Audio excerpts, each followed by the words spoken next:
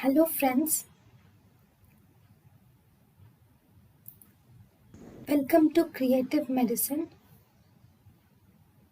In this lecture, we will learn about So alpha 1 action. Alpha 1 is of two types. We have alpha 1A, alpha 1B. Alpha 1A will act on the ejaculatory duct and it results in ejaculation.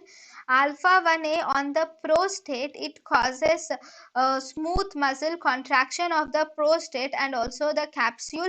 Then in the alpha 1A also acts on the postganglionic neurons of iris especially, and it causes mydriasis, leading to dilatation of the iris of the eyes, dilatation of the pupil, whereas alpha 1B acts on the blood vessels and thus causes vasoconstriction, thus resulting in increased blood pressure. Whereas alpha 2 acts on a preganglionic neurons, and this in the fat alpha 2 will inhibit lipolysis.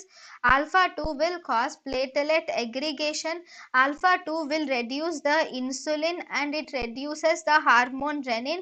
Alpha 2 also causes vasoconstriction, leading to increased blood pressure. thank you and thank you for watching.